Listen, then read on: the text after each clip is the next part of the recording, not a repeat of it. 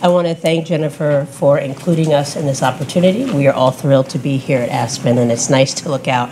I can say this because Jennifer knows me. It's probably one of the fewest times this room has been this diverse, so thank you, Jennifer, for inviting us over to change the landscape of Aspen. So I really want to acknowledge what Joyce has said, and I think the entrepreneurs that will speak today are very familiar with that. And having been doing this work for 20 years as an entrepreneur and an investor, now working deeply with entrepreneurs, there is certainly the data element and the quantitative piece, was also the qualitative piece. So we gave questions, but I'm going to switch it up a bit, because what I find here in the DC metropolitan area, just adding two more, is the presumption, right? We read the data and then we assume that applies to all. And so the $100 net worth, that doesn't apply to none of the folks we're going to see today. And that's a good thing, but it doesn't mean they don't experience the same challenges. But I do think it's important that we own that that is a data set, that there are exemplars, because if we don't, what we're finding is all lenders assume all black people that come in are going to have that problem. And so I want to change up, and we're going to start with Bernadette of Pink Utility. Everybody's bio's in there. Bernadette has extensive years of experience in construction. She rules this town. Everybody knows who she is. But share a little bit about your business and the trajectory around what you've done. Because I think we assume because we can't get access to capital, our success rate is limited. And for all of you sitting up here, that is not the case. So tell us a little bit about your trajectory and some of your accomplishments. Okay. So one of the things that I have done, I do heavy civil construction.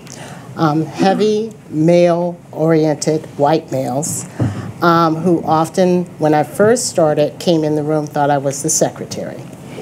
But I've been very strategic in how I learned the business and how I've positioned my business. I joined National Utility Contractors Association, which basically has all the major business owners that do site utility construction, so I could know the owners and they could know me.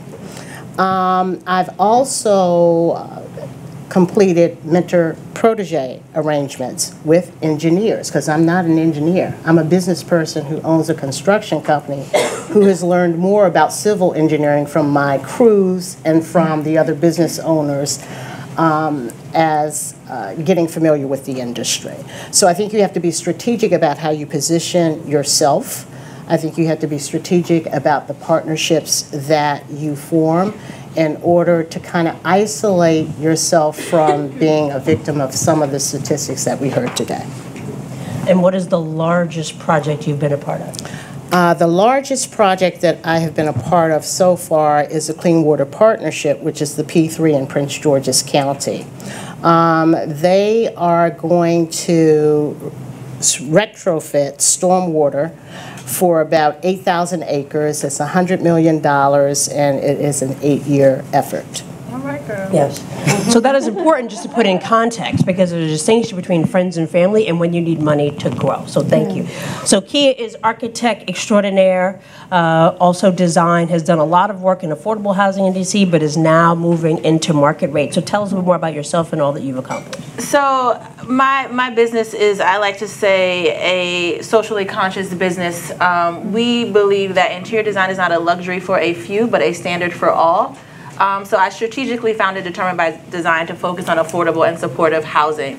Similarly, I don't like the middleman. DC is a city of middlemen. So for me, I went directly to the developers who were doing affordable and supportive housing and saying, you need to elevate the spaces for your projects. They don't look good compared to the market rate counterparts, and I can help you do that. And they were like, girl, you just picked the drapes. You're not really relevant, right? So then I had to realize I had to speak their language and find out what was important to developers in the district doing affordable and supportive housing, looking at how development deals get financed, pro formas, where budget money comes, how does it get filtered down to the last soft cost on a large development project, but has the biggest impact. And then able to do that, one of the examples I was talking about earlier today is on a large development project, I came into the project and we ended up having 7% more architectural finishes, but still cost for cost. I came in 4% under budget than what the original architect specified. So I made it look good, which was my goal, but the client's goal was to save money. And I think Melissa and I have been talking about recently, like, Kia, all right, this is mission, I like it, but is that going to make you money as a small business owner? And you have to diversify. And I do have prior market rate and hospitality experience. So now it's kind of shifting that narrative to, look, if I can design a space with no money, what do you think I could do with the money? So whether it's a market rate building, your corporate office space, now that's kind of how I've been strategic in growing my business. Appreciate that. And last but not least, we have Monica, who's with InnovatorsBox, who has transformed, I would say, the general corporate space, but certainly really linked in to the National Minority Supplier Development Council with both services and products. So tell us about your business and what you've accomplished so far. Thank you. Excited to be here and being able to share perspective. To echo what the two wonderful female entrepreneurs have already shared, I think sometimes when we see stats, it doesn't really speak volume to what happens in real life. And to share my experience, for instance, my company, InnovatorsBox, we're a creative education business, as Melissa has highlighted, on redefining the workplace. And so in my case, I work across different generations in different sectors. And what I found, in addition to the similar challenges of finding the right buyer and helping them understand the benefits, because of the type of services that I provide, unless we're in certain situations, it's hard for the buyer or certain communities to understand the impact. And I found that partially at times when I might be in a situation with someone else who has a similar thing, because of the biases that come into play, I am not often in across. And so my strategy as a result, understanding that I work across from Gen Z to baby boomers, but also knowing that at times I have different type of buyers. And that was part of the journey that I've had to learn through. And so Melissa has mentioned about the National Minority Supplier Diversity Council as one route. I found that for me, in addition to understanding the ultimate buyer, which is often the leaders who understand what workshops and facilitation or speaking need that they may need for their company cultural development, but also the type of people in between, because I'm looking for not just one team's change or one individual change, but company-wide change. And so my approach has strategically been of not only trying to meet the leader, but meeting the middle people as well as the employees, because I need to understand the three cycle. And that's why, as a result, for my business case, working in other diverse business owners as well as different communities, such as that minority business group, has been a great way. Not an easy route. Still a lot of bumpy roads. Happy to share more on the concrete challenges, but definitely learning all those different avenues had to take part.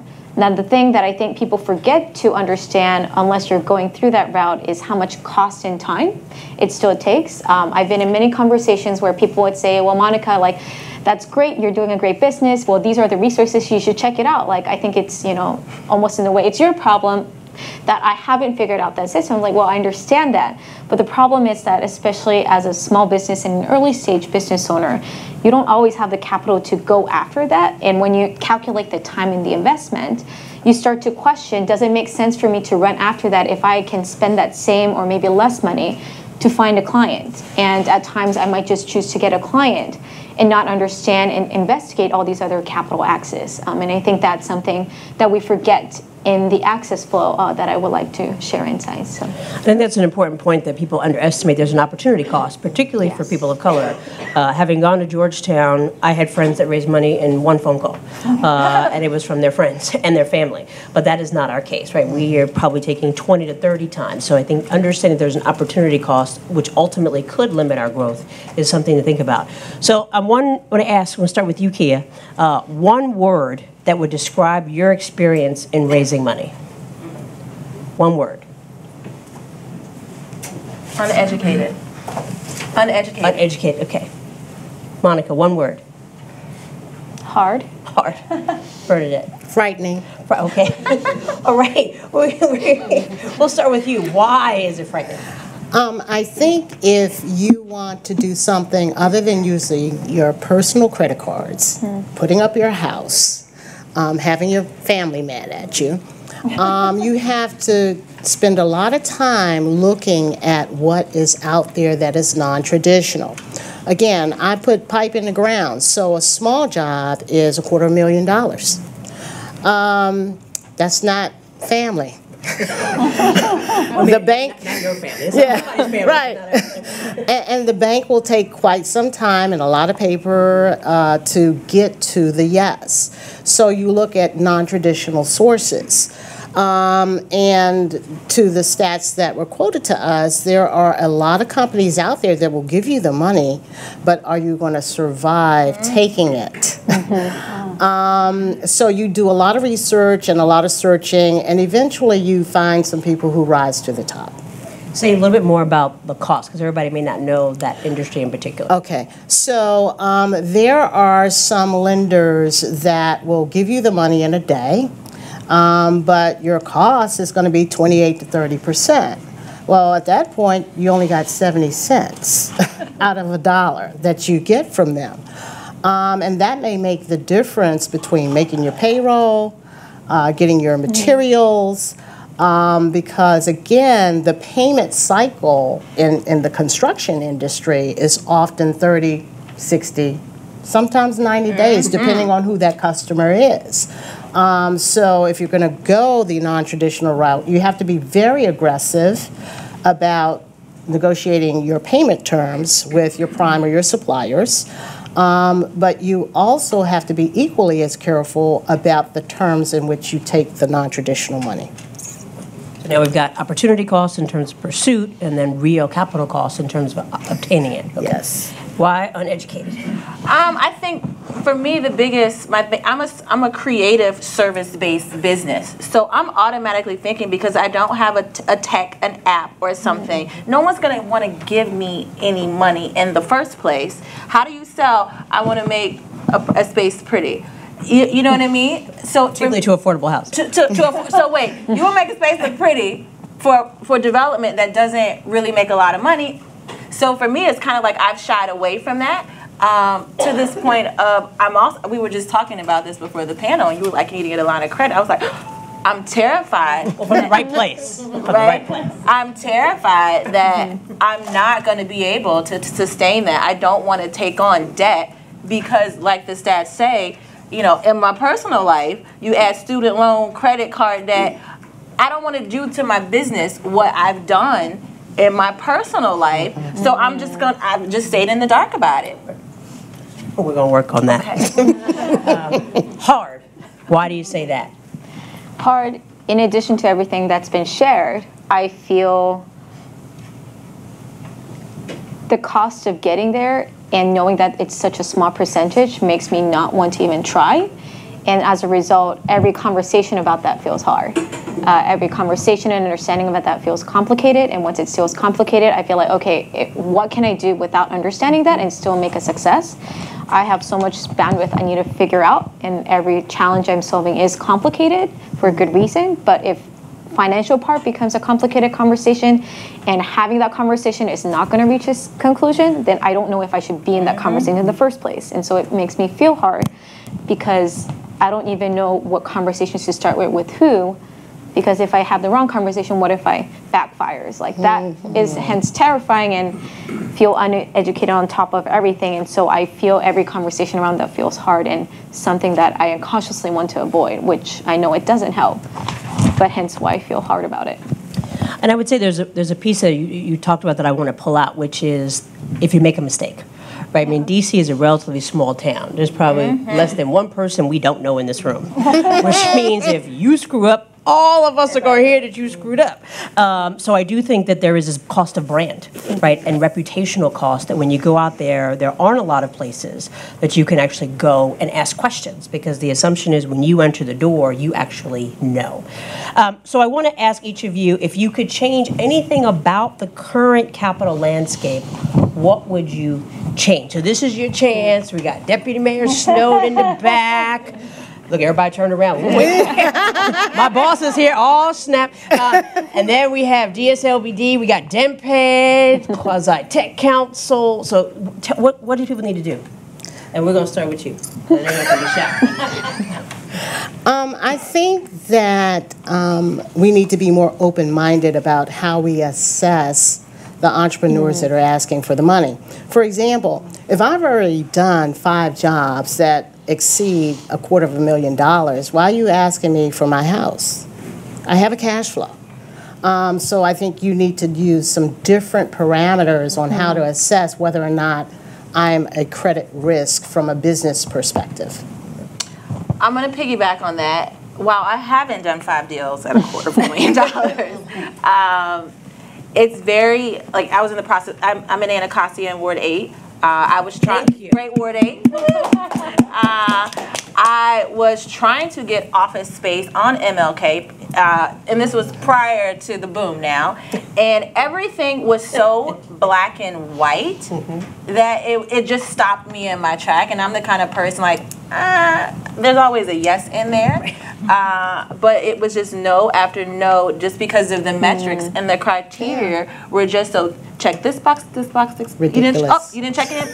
Regardless, nothing, we can't do anything for you. And to me, that was very frustrating, and I had the numbers and growth and revenue from my business to say, hey, I'm making some money. So what's the question? So what's the question? Yeah. So yeah, that's what I would say. Okay, Monica.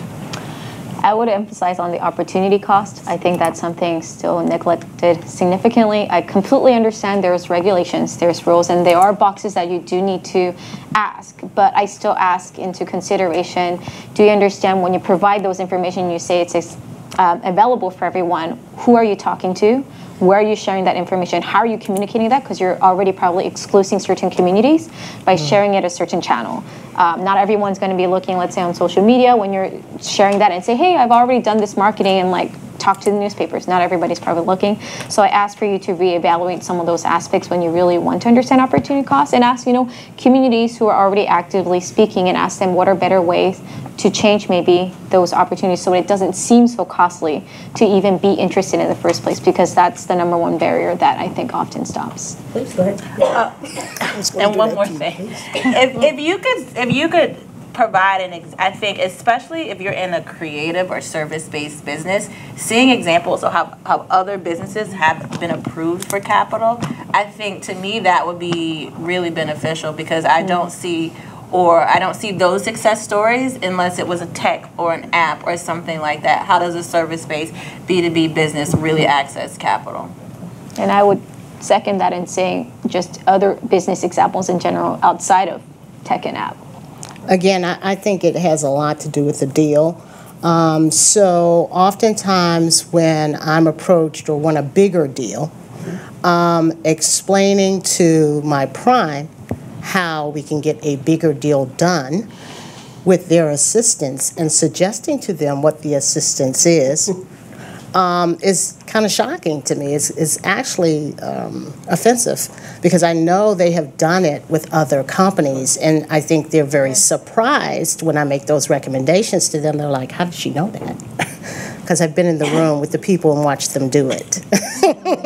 But the other piece you bring up too is language barrier, right? Yes. I mean, I know when we talk to folks about capital and we start talking about cap tables and conversion rates and convertible, the eyes glaze over, because there is indeed a different language that creatives, construction, product folks, that's not their thing. So one of the things that, and I think I can say that Deputy Mayor Snowden and I and others in the administrative had conversation about, is sizing of the market, right? Because assuming there's going to be something great that's going to come from this, right? And probably within the next 12 months. Part of this is understanding who are the entrepreneurs, right? And if we look at some of the data, it may undersize what the market may be. So I want to ask a question. What are your 3-year goals, and how much will it cost to fund it? So I'm going to give you a minute. And I asked that question because at Project 500, we ask people what is their plan, and we find that because of that data, we oftentimes underestimate what our own potential is, because we believe we're going to go after what we can get. Right? We are very fortunate to work with LADC, who is absolutely phenomenal in getting this done, right? But we know that many CDFIs can only go to a certain cap, and so we find ourselves trying to match what is available as opposed to what's needed. And I think in a place like DC, which is equity weak, you don't have that same flexibility of capital stacks to really create a solid and sustainable pathway of capital. So, 3 years, what are those goals, and what's it going to cost you? This is your chance to go big or go home. I'm afraid I'm going to come back to you. I know, right? The city may not have enough money for you. Kia?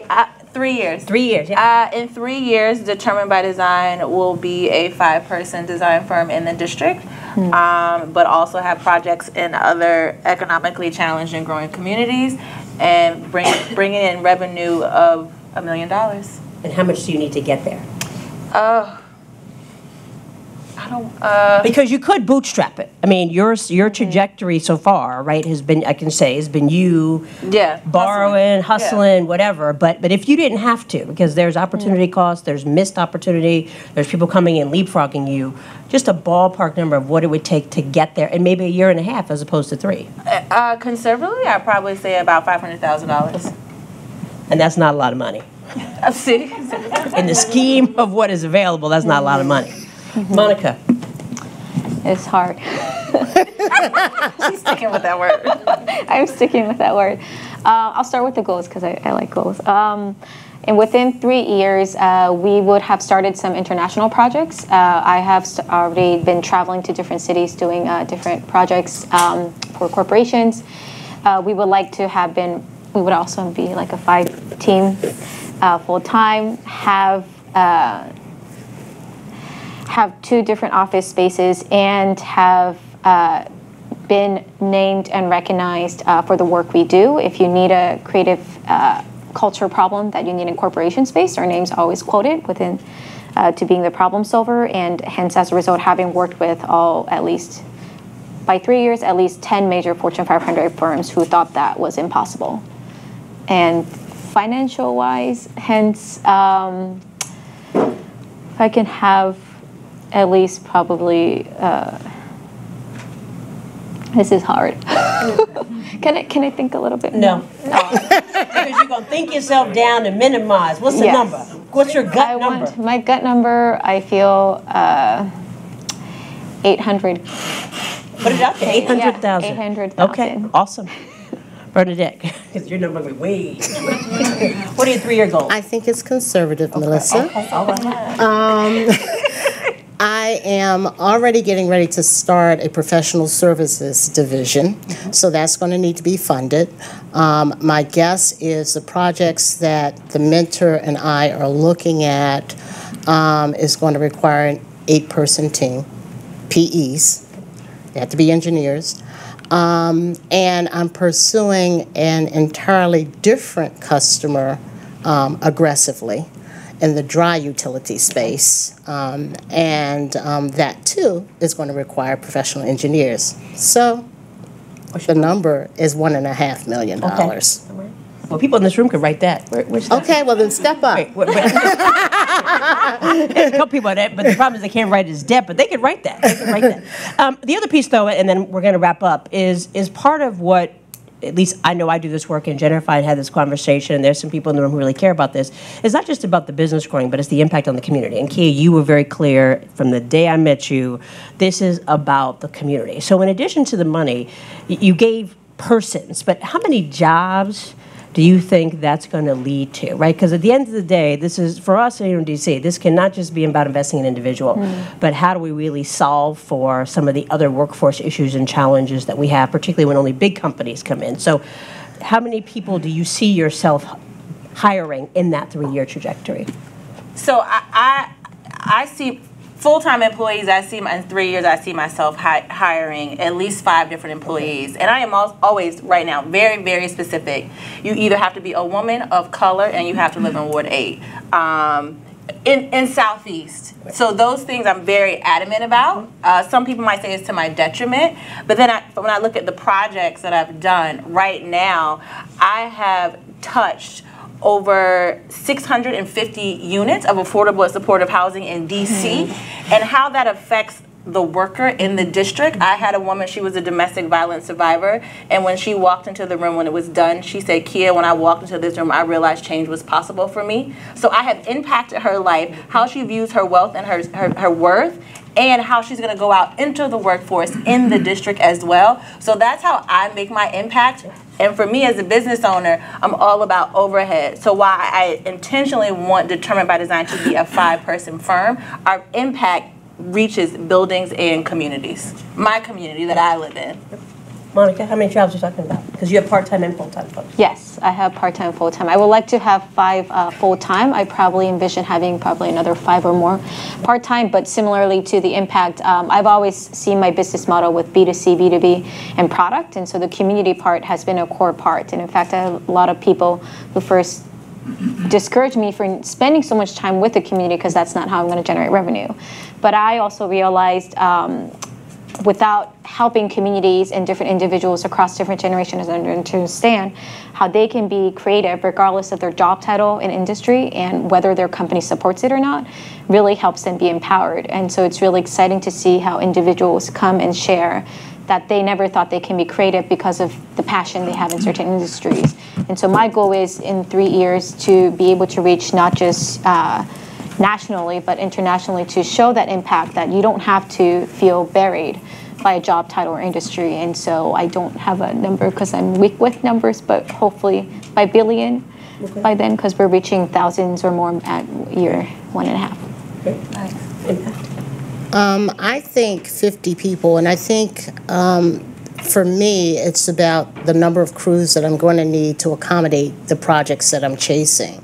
I also think the nature of small businesses, I can speak for myself, and most that I know, we tend to hire people that other folks would not give a job. So they've had a hiccup, they've had a bruise, they've had this or the other. And I'm very clear with the people that I hire, both white collar and blue collar, that, you know, everybody's going to make a mistake. And the biggest mistake is not admitting it and having me find out through some other method. So a lot of our employees have been incarcerated, which is why I went into construction, because it's incarceration friendly and it pays a living wage. And they get a skill set that even if they don't work for me, they can go and work for someone else and be gainfully employed in this town.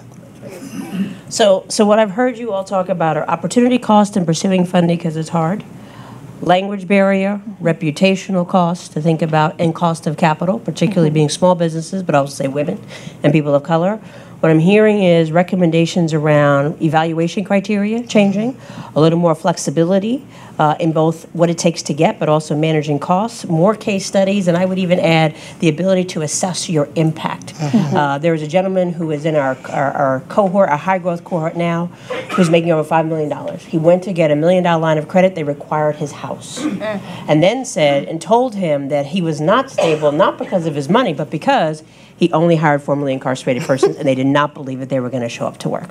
So if you don't remember the stats, which you should, at least remember these stories, because I would dare say these represent what is possible in D.C., and with barely, what, maybe $3 million, which we know we probably procure on toilet paper, we could indeed change the lives, and certainly communities east of the river, and employ a lot of people. Thank you, ladies, very much. Thank you.